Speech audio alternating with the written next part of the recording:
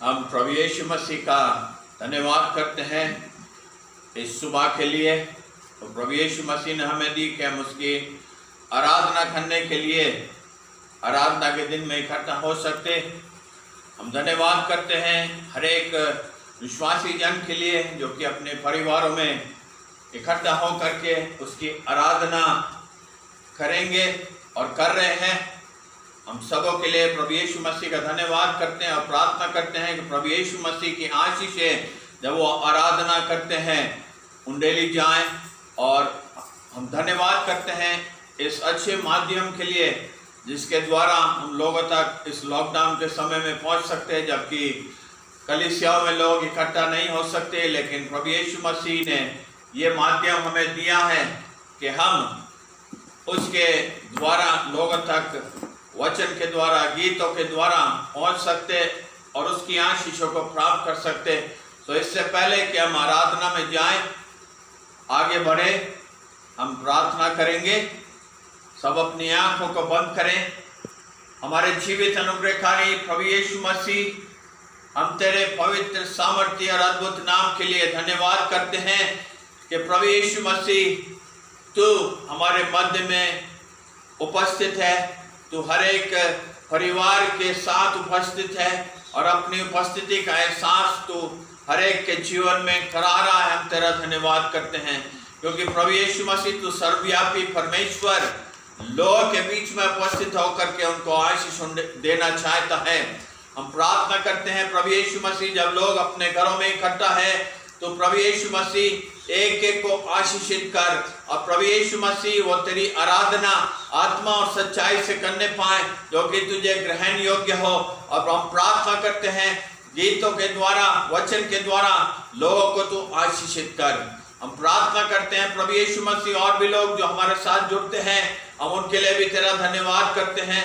उनके लिए भी प्रार्थना करते हैं कि तेरी आशीष उनके जीवनों में भी उंडेली जाए, आत्माएं बचें और लोग तेरे को अपने जीवन में ग्रहण करके और यीशु मसीह तेरे अनुयायी हो जाएं।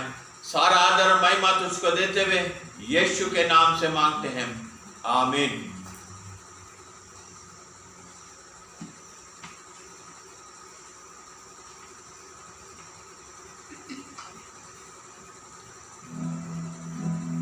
नया जीवन मिल गया, परिवर्तन हो गया।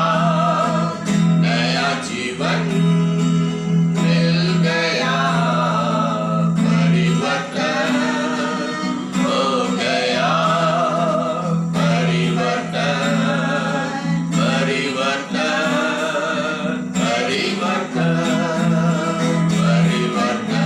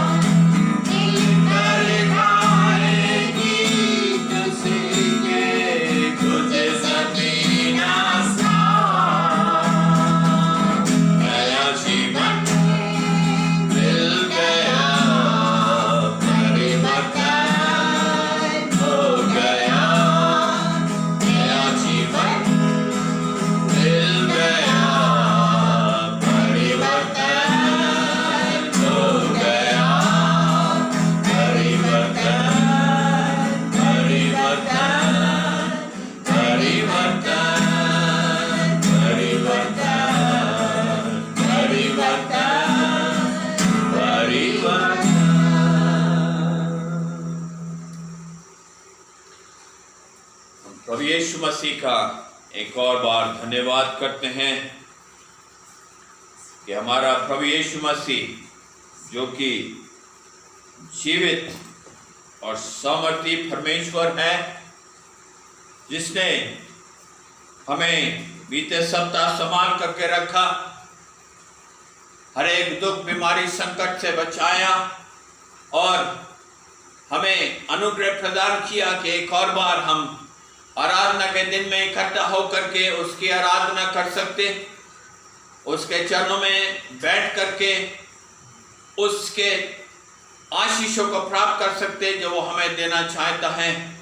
हम प्रभु यीशु मसीह का सारा आदर और महिमा हम प्रभु यीशु मसीह को देना चाहते हैं, क्योंकि प्रभु यीशु मसीह ही सारे आदर और महिमा के योग्य परमेश्वर है।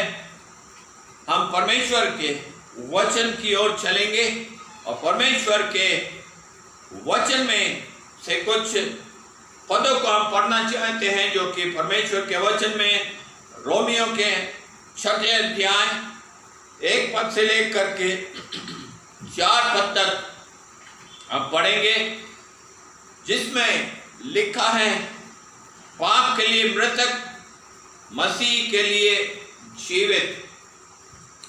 ये पौलुस प्रेरित ने रोमियो के नाम ये पत्री लिखी, जिसमें उसने विश्वासियों को, परमेश्वर के लोग को, जो कि उसके कहलाते हैं, जो उसके नाम के जाने जाते हैं, उनके लिए यह चेतावनी दी है, चेतावनी भरा वचन है, जिसमें वो एक सवाल लोगों से, जिन्होंने प्रभु यीशु मसीह को अपने जीवन में पाया, जिन्होंने प्रभु यीशु मसीह को अपना उद्धारकर्ता एक समय माना, जाना और ग्रहण किया और उसमें होकर के अपना जीवन बिता रहे हैं, उनके लिए ये वचन परमेश्वर का पौलुस के द्वारा पहुंच रहा है।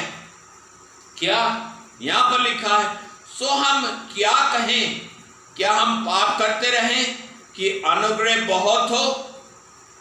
उसका उत्तर दूसरे पद के पहली लाइन में है, कदापि नहीं।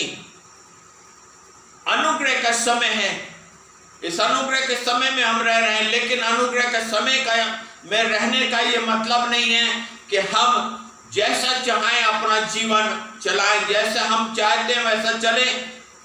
और यदि हम अपने जीवन में कुछ पाप कर लें, कुछ बुराई कर लें, कुछ गलत काम कर लें, तो उसकी क्षमा आकर के शाम को मांग ले और प्रार्थना करें, प्रभु यीशु मसीह जाने में जो हमसे पाप हुआ उसके लिए तो हमें क्षमा कर। प्रभु यीशु रोज ये प्रार्थना, अक्सर ये प्रार्थना लोग करते हैं, लेकिन उसका मतलब ये नहीं कि हम ऐसा ही जीवन बिताएं और शाम को आकर के इस प्रकार की प्रार्थना कर लें और हमारे पाप क्षमा हो जाएंगे। अनुग्रह के समय का हम नाजायज फायदा ना उठाएं, लेकिन जब हमने प्रभु यीशु मसीह को अपना उद्धारकर्ता माना है, तो हम उसमें जीवन बिताएं, उसमें चलें, उसमें बढ़े और एक जय का जीवन प्राप्त करें। पौलुस के जीवन को जब हम देखते हैं, प्रेरितों के काम 9 अध्याय में, जब पौलुस ने प्रभु यीशु मसीह को दमिश्क के मार्ग में पाया, उसने अपने जीवन में यीशु मसीह को ग्रहण कर लिया। 3 दिन और 3 रात उसने अपने पापों से पश्चाताप किया और वो परमेश्वर की सामर्थ से भर करके वो परमेश्वर के मार्ग में आगे निकल गया और उसने पीछे मुड़ करके नहीं देखा। हम कई बार अपने जीवन में पीछे मुड़ करके देखते, और वचन में लिखा है, जो हाथ पर हाथ रख करके पीछे मुड़ करके देखता है वो मेरे योग्य नहीं है। यदि हमें प्रभु यीशु मसीह के योग्य चाल चलनी है, तो हमें प्रभु यीशु मसीह के साथ साथ बने रहना है। हमें अपने जीवन में उस पाप में, शरीर में वापस जाने की आवश्यकता नहीं है, लेकिन जो जीवन, जो शरीर हमने प्रभु यीशु मसीह में होकर के पाया है, उस शरीर में, उस आत्मा में, उस अनुग्रह में, उस दया में हमें आगे बढ़ते जाना है। हमें पाप नहीं करना है, क्योंकि वचन कहता है कदापि नहीं। हम जब पाप के लिए मर गए तो फिर आगे को उसमें जीवन बिताएं। हम पाप के लिए मर चुके हैं। जब प्रभु यीशु मसीह को हमने जीवन दे दिया तो पाप हमारे जीवन से जाता रहा, और यीशु मसीह को हमने पहन लिया, यीशु मसीह को हमने अपने अंदर ले लिया, जिसने हमारे लिए अपने प्राण को क्रूस के ऊपर दिया और अपने आप को निछावर कर दिया, ताकि हम उसमें होकर के उस अनंत जीवन को प्राप्त करें, ताकि हम पाप के लिए मर करके एक जीवन को जिए जो कि यीशु मसीह ने हमें दिया है, हम विश्वासियों को दिया है, हम उन लोगों को दिया है जो कि यीशु मसीह के कहलाते हैं। हमें फिर पाप करने की आवश्यकता नहीं है।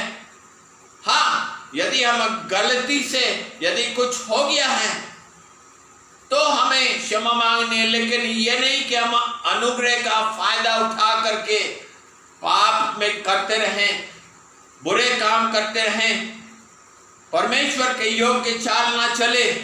लेकिन हमें अनुग्रह जो पाया है यीशु मसीह की दया के द्वारा पाया है, इसलिए हमारे पाप हमारे मरणहार शरीर में, नाशमान शरीर में राज्य न करे कि तुम उसकी लालसाओं के अधीन रहो।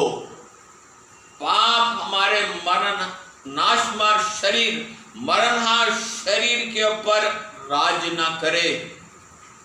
राज्य करे तो प्रभु यीशु मसीह हमारे जीवन में करे, राज्य करे तो उसका आत्मा हमारे जीवन में करे, राज्य करे तो परमेश्वर हमारे जीवन में करे, राज्य करे तो उसका जीवन हमारे अंदर राज्य करे, जो कि हमने प्रभु यीशु मसीह में होकर के अपने आप में पाया है। आगे लिखा है, क्या तुम नहीं जानते कि हम सब जिन्होंने मसीह यीशु का बपतिस्मा लिया है उसकी मृत्यु का बपतिस्मा लिया है। हमने एक समय प्रभु यीशु मसीह को पाया, एक समय हमने पापों की क्षमा को यीशु मसीह से लिया, और लिखा है कि हमने उसमें होकर के मृत्यु का बपतिस्मा लिया है, अर्थात हमारा पापी जीवन उस पानी में दफन होकर के एक नए जीवन में प्रवेश करता है, और वो नया जीवन प्रभु यीशु मसीह में ही निहित है, और जो हमने पाया है उसको हमें अपने जीवन में जीना है। हमारे जीवन के द्वारा प्रभु यीशु मसीह को महिमा मिलनी है। पाप हमारे जीवन में महिमा न पाए, बुराइयां हमारे जीवन में महिमा न पाए, और ऐसी बातें जो कि प्रभु यीशु मसीह हमारे जीवन में नहीं चाहता वो हमारे जीवन में महिमा न पाए, लेकिन महिमा पाए तो केवल और केवल प्रभु यीशु मसीह हमारे जीवन में महिमा पाए, और उसमें हमें जीवन जीने की आवश्यकता है।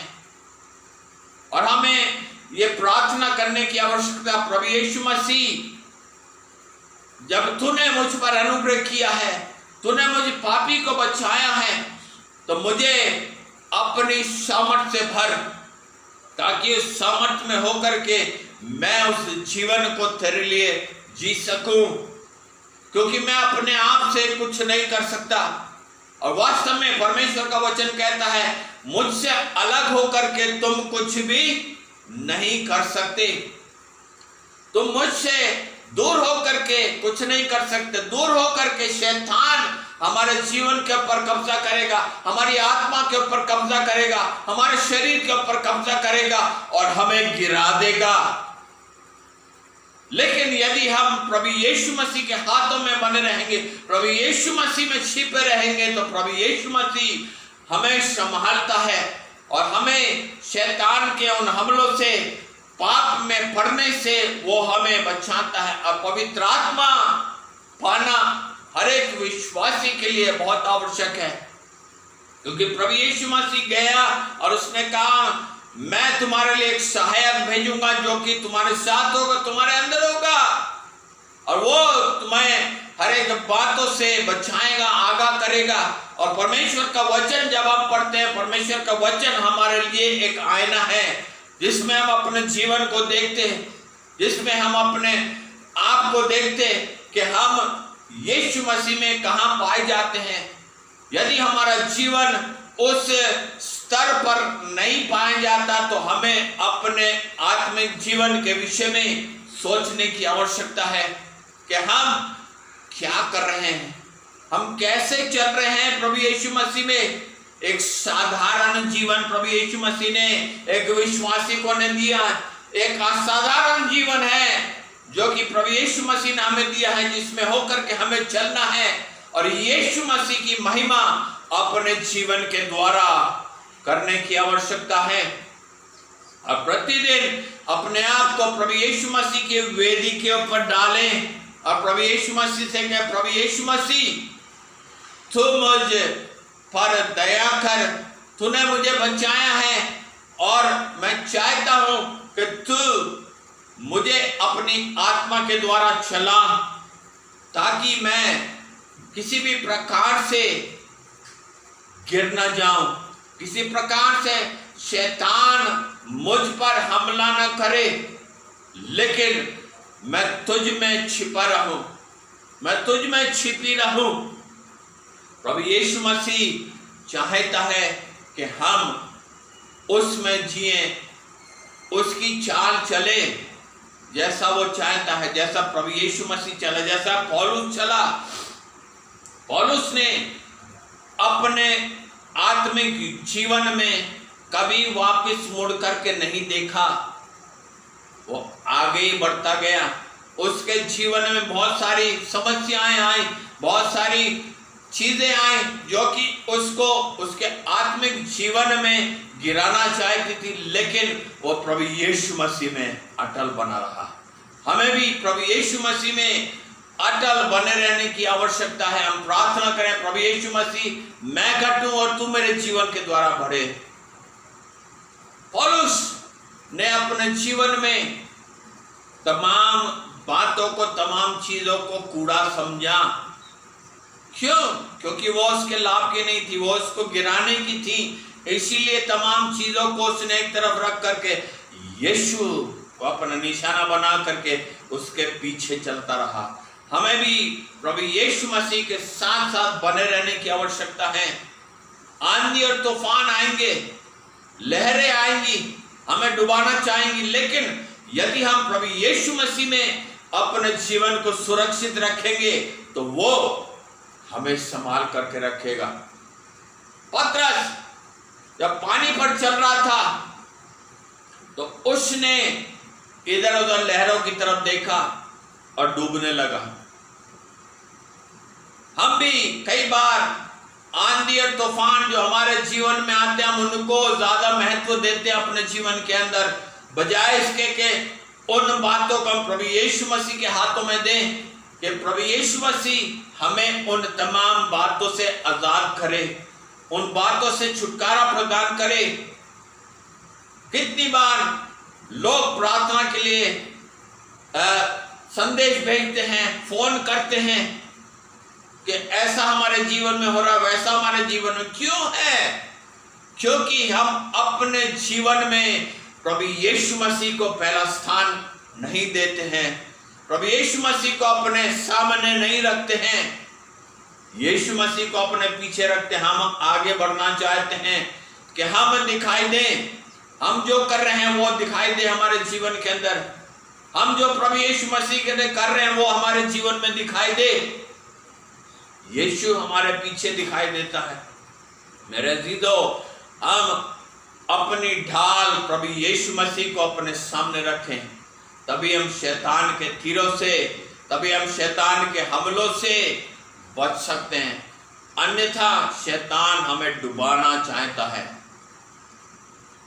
उसने पतरस को डुबाने की कोशिश करी, लेकिन प्रभु यीशु मसीह ने उसके हाथ को थाम लिया। वो हमारे हाथ को थामना चाहता है। हम यीशु मसीह के हाथ को ना पकड़े। क्यों? क्योंकि हमारा हाथ छूट जाएगा, क्योंकि हमारे हाथ में उतनी सामर्थ्य नहीं, हमारा हाथ इतना बलवंत नहीं है कि हम प्रभु यीशु मसीह को पकड़े रहें। लेकिन जब हम अपने हाथ को प्रभु यीशु मसीह के हाथ में दे देते तो यीशु मसीह हमारे हाथ को पकड़ लेता। फिर कोई ताकत नहीं है संसार की जो प्रभु यीशु मसीह के हाथ में से हमें छीन ले।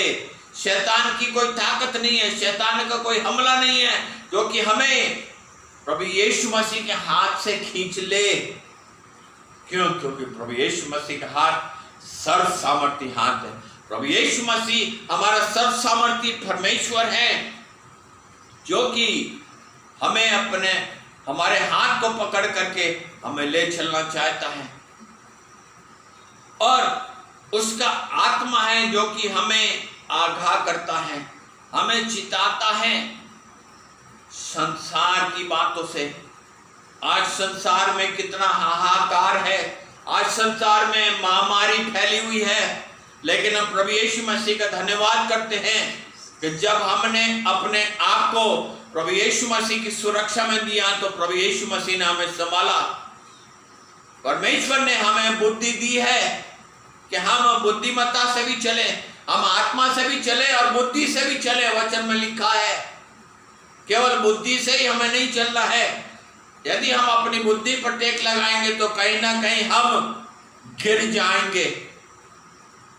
और ऐसे ही कई लोग अपने आत्मिक जीवन में गिर गए।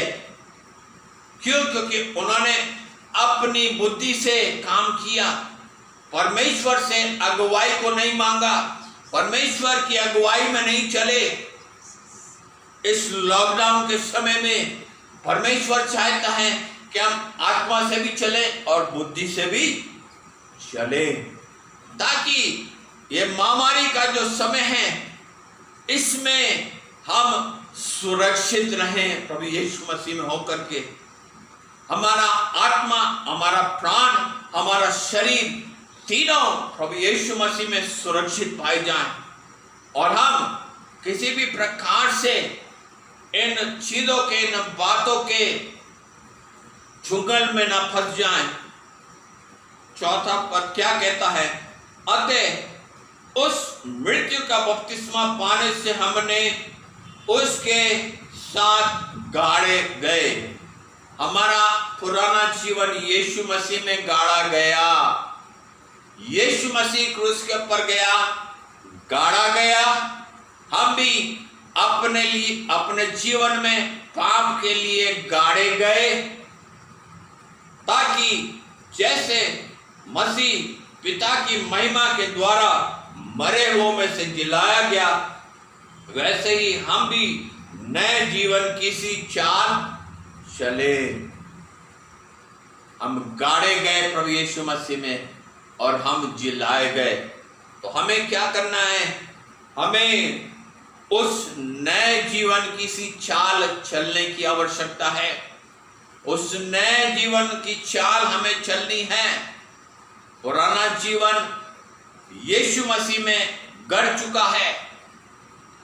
जब हमने बपतिस्मा लिया वो पुराना जीवन गड़ चुका है और हम नए जीवन में आ गए हैं और उस नए जीवन की चाल हमें चलनी है। हर एक विश्वासी को चलनी है जो कहते हैं हम प्रभु यीशु मसीह को हमने पहन लिया, प्रभु यीशु मसीह को हमने उद्धारकर्ता मान लिया है, जान लिया है और ग्रहण कर लिया है। तो हमें उस चाल को प्रभु यीशु मसीह में होकर के चलना है और वो चाल है नई चाल। हालेलुया। हम प्रभु यीशु मसीह का धन्यवाद करते हैं कि उसने हमारे लिए उस मार्ग को खोल दिया, ताकि उस मार्ग में प्रवेश होकर के हम उस अनंत जीवन को प्राप्त कर सके जो प्रभु यीशु मसीह में ही संभव है। और कोई हमें दे नहीं सकता और कहीं हम प्राप्त नहीं कर सकते। धन संपत्ति के द्वारा हम प्राप्त नहीं कर सकते। बहुत सारे लोग संसार में धन के द्वारा उस जीवन को पाना चाहते हैं, धन के द्वारा उस जीवन में जाना चाहते हैं जो कि संभव नहीं है। ये तो परमेश्वर का वरदान है हमारे लिए कि हम प्रभु यीशु मसीह में उस वरदान को पा करके एक नए जीवन की चाल चले, नए जीवन में चले और अपने जीवन के द्वारा पहला स्थान प्रभु यीशु मसीह को दें, प्रभु यीशु मसीह में होकर के उस जीवन में चलें और एक जय का जीवन, एक हारा हुआ जीवन प्रभु यीशु मसीह नहीं चाहता हमारा, लेकिन एक जय का जीवन चाहता है, ताकि उस जय के जीवन में हम आगे बढ़ते चले जाएं। 13 पद में लिखा हुआ है, और न अपने अंगों को अधर्म के हथियार होने के लिए पाप को सौंपो। हालेलुया। हमें अपने अंगों को भी पवित्र रखने की आवश्यकता है। हमारे अंग भी हमने प्रभु यीशु मसीह को दे दिए। हमारा अंग भी प्रभु यीशु मसीह में गाड़े जा करके नए हो गए हैं। अब हम